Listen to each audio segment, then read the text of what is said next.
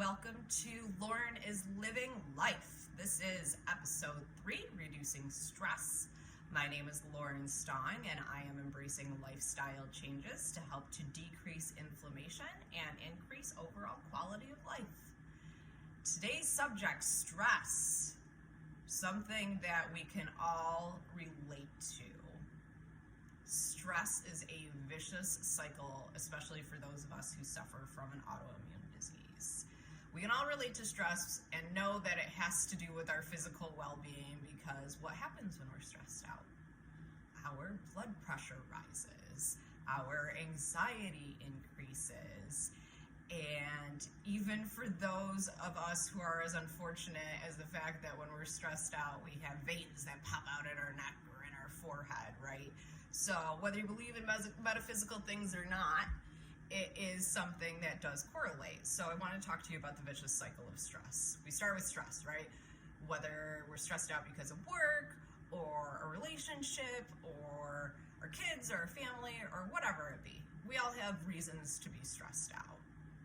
Stress then triggers inflammation, which then triggers a flare.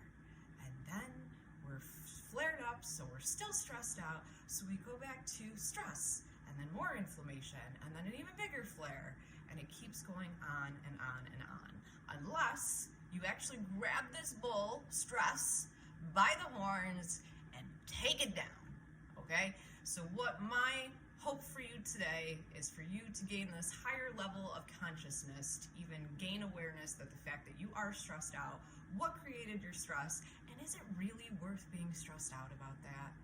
I have some tips and tricks for you, so let's just jump right in and go ahead and share.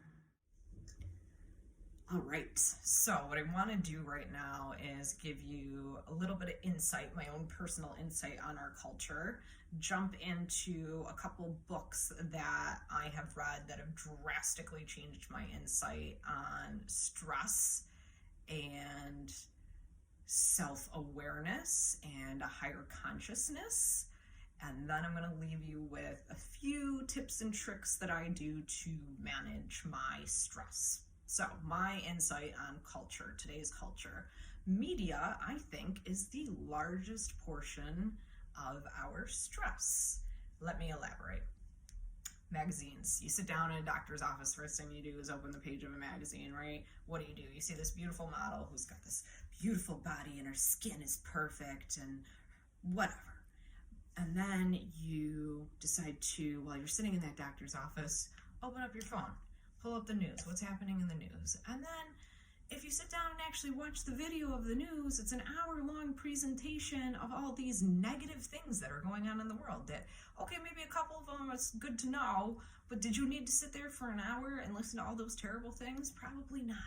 It probably would have been better for your own personal gain had you not watched the news. So the other thing we like to do is in that same time period that you're sitting at the doctor's office, you've flipped open the magazine, you've looked at the news, and now you're going to open your social media. And what do you see? So-and-so got a promotion at work. Next one. So-and-so is getting married. Next one. So-and-so is having a baby. Next one. So-and-so bought a house. And what you do, naturally, everybody does it, you start to compare yourself to these people. And now you've lost focus on running your own race, okay? You have to be focused on you. You are priority number one. So when you get caught up in the news and the magazines and social media, you take this focus off of making yourself a better person. And you need to self-reflect. Take that moment, step back, and what am I doing, right? What am I doing with myself to help better myself? So keep media at a far distance if you can. You're better off without it, honestly, in my opinion. And what I think really, really is so impactful is that the United States is one of the countries that suffers from the most, comparatively to any other country, from depression and anxiety. And media is the thing that I think attributes to most of it, aside from our culture and the way we like to sculpt everything as a child grows up. So think about these things. Just a thought, food for thought. But anyways, let's go on to some of the books that I have read and what I think has really helped to influence my brain and getting the gears going in a different way. So firstly is Why Zebras Don't Get Ulcers. And it's a funny title, and it's actually really interesting, but at the same time really simple. When a zebra is living its best life, it's out in the fields grazing on the grass, its blood pressure, heart rate, everything's normal. And the only time that a zebra's blood pressure or heart rate goes up is when it's being chased by a predator. So zebra eats grass, it's normal. Gets chased by a lion, goes up. Resumes safety, it goes back down to normal. And that's it. That's how a zebra lives its life. That's why zebras don't suffer from chronic inflammation. So because they're not getting themselves all stressed out and worked up by everything, right? So really, again, same thing should apply to you. The only thing that should ever really get your heart rate up there is when you are being attacked or your life is being threatened, right? So you can maintain a healthy heart and healthy everything else in your body. Keep everything normal. Keep everything at bay. This is a very interesting concept, and simple, but great read for sure. The other thing that I think is another great read that kind of pertains to the same thing, but more in relation to modern day society, is a book written by Dr. Libby Weaver called Rushing Women's Syndrome. And even if you're not a woman, what she talks about is the never-ending list that we have of things to do and how to be successful at managing your stress in today's busy world. So I think she makes some very valid points, and that you really need to prioritize and evaluate what is the most important to you and what is worth your energy and what is not. And even more so, what pertains to that is another book that I'm going to lead into. Excuse the language, but it is the title. It's called The Subtle Art of Not Giving a Fuck.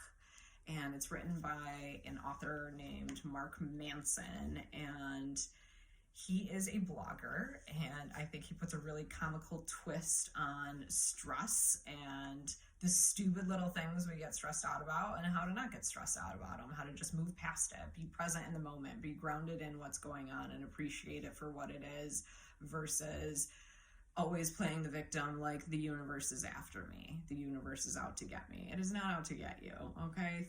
Bad things happen to everybody. It's your choice and your reaction to those things, which leads me into the next book. The next book is a little bit of a different scenario, but it's called A Course in Miracles Made Easy. A Course in Miracles was written actually many, many years ago by a woman who claimed that she had a conversation with Jesus. So she wrote a book like this thick that is outrageously long and difficult to understand. So I ended up getting the Made Easy version by Cohen. And he actually does this workbook with it if you want to get into it like that. But one of the things that I gained most from this book was that the only thing in this world that you have control over is your choice and reaction to the things that happen to you. So, for example, I am a salon owner. I recently went to establish my business as an LLC and found out, for many, many reasons, two major reasons, but that I'm not going to get into, but that I had to change the name of my business that I've been operating under for the last 6 years. This has been my salon name since I dreamt of the salon initially when I was a little kid.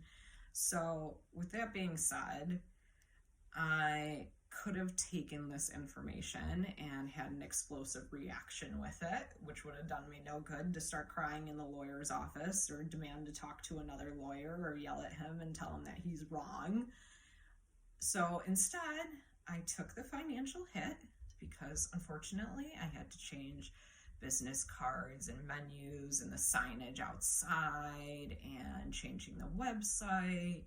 And again, you could look at these things and say, oh my gosh, what a terrible thing. But really, in the long run, it's probably going to be for the better anyways. So one thing that I thought was really, really great to hear, I was out with my stylist last night, and one of my stylists had said to me, I am so impressed because I haven't heard you complain not one time about having to go through all of this. And I nearly about cried because I was so happy that she noticed that she recognized my energy levels were not negative that I was putting out into the universe. You know, I accepted it for what it was, and I'm moving on, doing what I can, and it is what it is. It's one of those things. It's unfortunate, but things like that happen. Now, if you talked to me pre-Crohn's life, I would have, like I said, had an explosive reaction. I probably would have started crying in the lawyer's office. So these are the things. You have a choice in your reaction.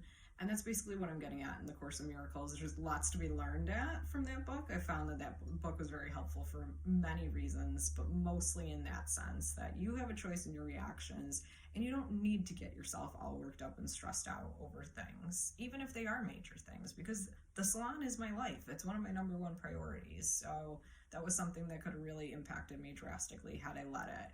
And it didn't. I didn't go into a Crohn's flare. I'm actually perfectly healthy. I feel great. So that's another book that I found very helpful.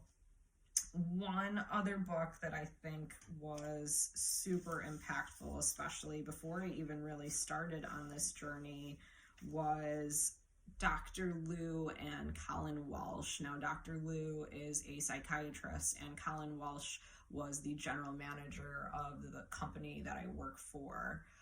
As an independent contractor. And when Colin Walsh walks into a room, he lights it up with energy. He's so positive, and you almost feel like a better person just by being around him.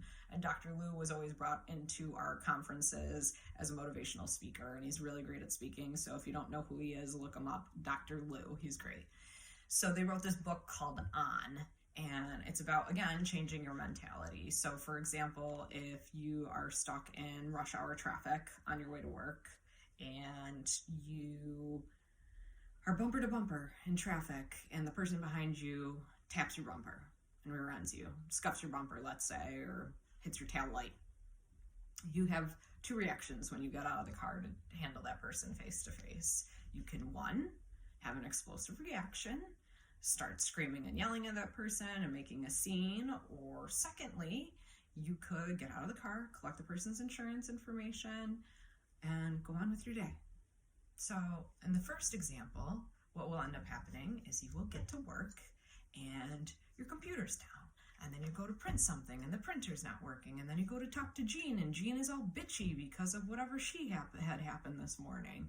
So the negativity will follow you through the day, where if you choose the second option of reaction, don't let it affect you. Okay, this happened, whatever, got what I needed to get done, and now I'm moving on.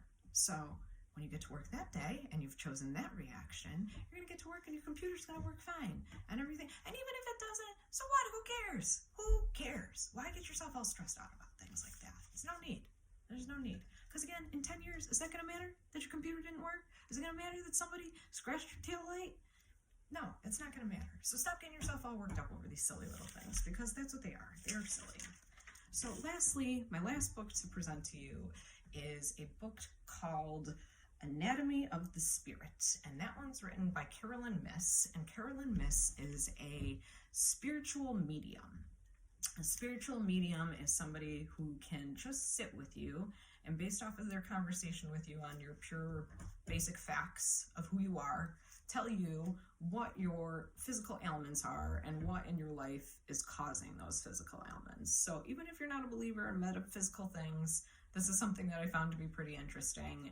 And one of the stories that I remember that sticks out in this book to me was she spoke to two different women, two different conferences, both suffered from the same type of cancer, breast cancer, cervical cancer. The one was in an abusive relationship with her husband, verbally abusive, and when she started going through the motions of her illness, he wasn't there for her, ended up making it worse. And basically, Carolyn said to her in this conference, you need to get out of that relationship. If you don't, this disease will kill you. And sure enough, she ended up passing away. The second woman, who also suffered from the same types of illness, same thing. She told her, you need to get out of this relationship. And sure enough, she did. She sought out more self-help kinds of events, and she ended up surviving her cancer. So I thought, even if the story wasn't true, who knows? But I thought that it was a very interesting point. So she goes on to talk about actual physical things with chakras and all that. So if you're not into that, then that part's not going to interest you. But her stories alone, I thought, were very interesting, and how physical ailments directly reflect what is going on in your brain and in your head and what's going on in your heart. So I thought that those things were really, really interesting to read. So hopefully one of these books sparks your interest. If not, maybe something I said in regards to one of them sparked your interest and your insight as to how to reduce stress. But I want to leave you with some of my own personal tips and tricks for handling stress. So I'm a very physical stress handler, meaning that when I like to relieve stress, I go out and physically do stuff. So one of the things I think was important for me when I first started was that physically I was not well, so I couldn't handle going to the gym or going to work out or doing any of those things. So what I decided to do was look up self-guided meditation and start on this journey of meditation. And what meditation is really great for is getting yourself grounded in the present moment and being aware of yourself. Again, creating that higher level of consciousness and letting go of what happened today or what happened yesterday or what's going to happen tomorrow, and just say, I'm breathing and this is what I'm doing, and it's great. So I think meditating is a great first start in order to take self-care. Now, I know a lot of you have families to take care of and you have busy jobs and busy lives, but this is where I always say start small. 5 minutes a day, 5 minutes every other day, 10 minutes every other day, that kind of thing. And you'll start to see this switch go off in your brain that you don't get yourself all worked up over the silliest little things. It's so impressive. And if you haven't tried it, just try it. I mean, what do you get to lose? Okay. So another thing that I really like to do prior to being able to really get back into the swing of things was I picked up reading. I'm not a book reader. I never have been up until I got into this disease.